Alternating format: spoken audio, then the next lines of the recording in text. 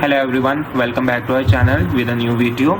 आज के इस लेक्चर में हम लोग समझेंगे सेकंड प्रॉपर्टी लिस्ट की heterogeneous data type. Last video में हम लोगों ने अपनी लिस्ट को स्टार्ट किया था जिसमें हमने पढ़ा था कि लिस्ट हमारे पास क्या है। मल्टीपल कैरेक्टर्स एक वक्त में हम लोग स्क्वायर ब्रैकेट के अंदर स्टोर करते हैं, वो हमारे पास लिस्ट है। और उसी के साथ हमने उसकी फर्स्ट प्रॉपर्टी पढ़ी थी, दैट इज ऑर्डर्ड, कि जिस तरह से हम लिस्ट को क्रिएट करते हैं आउटपुट में सेम एग्जैक्ट उसी तरह से डिस्प्ले होती है। सो आज हम लोग इसकी सेकंड प्रॉपर्टी को पढ़ेंगे, that is heterogeneous data type. What is mean by this? इसमें हमारे पास हर तरह की डाटा टाइप के एलिमेंट्स मौजूद हो। यहाँ पे मैंने एक लिस्ट के अंदर स्ट्रिंग सबसे पहले एलिमेंट पास किया है, उसके बाद मैं यहाँ पे नंबर कुछ दे देता हूँ, पॉइंट्स में भी मेरे पास नंबर आ जाते हैं। फिर यहाँ पे हमने अपनी टप्पल भी देखी थी कि टप्पल जो पैरेंथेसिस के अंदर हम लोग एलिमेंट्स को डिफाइन करते हैं, तो वो भी मैंने लिस्ट के अंदर। अब देखें, टप्पल भी हमने एज अ डेटा टाइप देखी थी, लेकिन लिस्ट खुद भी एक डेटा टाइप भी है और डेटा स्ट्रक्चर भी है। फिर हमने सेट का भी कॉन्सेप्ट पढ़ा था कि कर्ली ब्रेसेस के अंदर यूनिक एलिमेंट्स हमारे पास सेट्स होते हैं। देन उसके बाद यहाँ पे मैं एक डिक्शनरी का कॉन्सेप्ट भी यूज कर लेता हूँ जिसमें हमारे पास की होती है और कॉलन के बाद हम उसकी वैल्यू पास करते हैं। अब इसको हम रन करते हैं, कोई एरर मुझे नहीं डिस्प्ले हुआ। इसका मतलब है कि जिस तरह से मैंने अपनी लिस्ट क्रिएट की है वो क्रिएट हो गई है उसी ऑर्डर्ड वे में। और हेट्रोजीनियस डाटा टाइप भी इसके अंदर प्रॉपर्टी लाई करती है। अब जब यहाँ पे मैं वो टू और इंडेक्स में यहाँ पे लिखता हूँ 4, तो 4 इंडेक्स पे मेरे पास कौन सा एलिमेंट डिस्प्ले होगा? 0 इंडेक्स पे है फारूक, 1 इंडेक्स पे है 23, देन 2 इंडेक्स 3 एंड 4। तो 4 इंडेक्स पे मेरे पास आउटपुट में ये सेट डिस्प्ले होना चाहिए। एग्जैक्टली मेरे पास सेट ही आउटपुट में डिस्प्ले हुआ है। सो नेक्स्ट हमारे पास यहाँ पे प्रॉपर्टी एक और यूज होती है,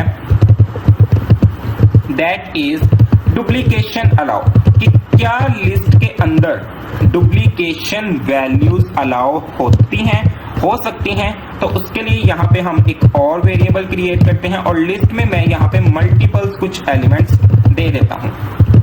अगर तो हमारे पास एरर नहीं आया तो फिर इसका मतलब है कि बिल्कुल हमारे पास ये वैल्यूज डुप्लीकेशन भी लिस्ट के अंदर आ सकती हैं। एग्जैक्टली मैंने यहाँ पे लिस्ट क्रिएट की और मेरे पास उसी का यहाँ पे क्या आउटपुट डिस्प्ले हुई है जिस तरह से मैंने लिस्ट क्रिएट की है। इसका मतलब है कि डुप्लीकेशन वैल्यूज लिस्ट के अंदर आ सकती हैं। अब अगर इसकी हम लोग एक और सिंपल एग्जांपल लें, तो जो हम लोग ने अपनी प्रीवियस क्लास में एग्जांपल को पढ़ा था कि नोटिस बोर्ड में कुछ स्टूडेंट्स के मार्क्स लगे होते हैं, तो ये लाजमी नहीं है कि वो सारे के सारे जो मार्क्स हैं वो हमारे पास यूनिक हो। नहीं, हो सकता है कि डिफरेंट स्टूडेंट आईडीज या नेम्स के मुताबिक हमारे पास उनके मार्क्स सेम हो सकते हैं। हो सकते हैं कि 30% मार्क्स जो है वो 40 बच्चों के हों, फिर 50% मार्क्स हो सकता है कि 10 स्टूडेंट्स के हों।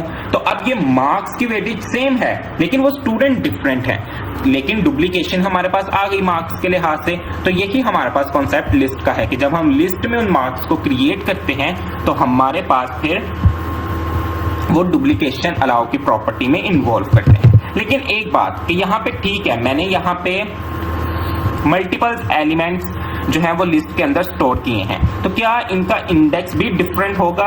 एग्जैक्टली हमारे पास इंडेक्स यूनिक होते हैं। अब यहाँ पे 1 मेरे पास जो है वो आ चुका है 3 टाइम्स, लेकिन इस 3 टाइम्स 1 का मेरे पास जो इंडेक्स है वो सेम नहीं होगा। इंडेक्स हमेशा यूनिक होंगे। तो यहाँ पे मेरे पास इसका 0 इंडेक्स होगा, then 1 2 3 4 5 and up to so on मेरे पास इंडेक्स की रेंज चलती जाएगी। अच्छा, यहाँ पे तो हमने देख लिया है कि मेरे पास जो है वो इंडेक्स काफी ज्यादा है। यहाँ पे सॉरी हम वॉट 3 लिखेंगे, ठीक है। 6 इंडेक्स पे उसने कहा है कि 2 है, तो ये वाला हमारे पास 2 आ चुका है। लेकिन हमें कैसे पता चलेगा कि इंडेक्स की रेंज जो है वो इतनी है?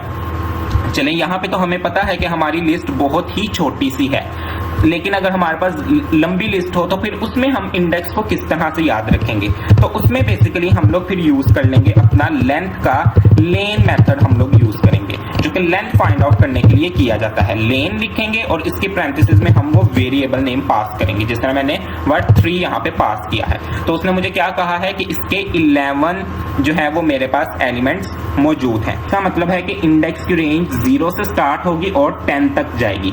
0 to 10 ये टोटल 11 ही एलिमेंट्स बनते हैं। तो इस तरह से हम इनकी इंडेक्स की रेंज को याद कर सकते हैं। तो ये हमारे पास आज की क्लास की 2 प्रॉपर्टीज थी, बहुत इंपॉर्टेंट है। तो अगर आप लोगों के लिए वीडियो हेल्पफुल रही है तो मेरे चैनल पायमैथ्स फारूक को सब्सक्राइब करना मत भूलिएगा। इसे लाइक करें, शेयर करें। Thank you so much for hearing. Bye bye.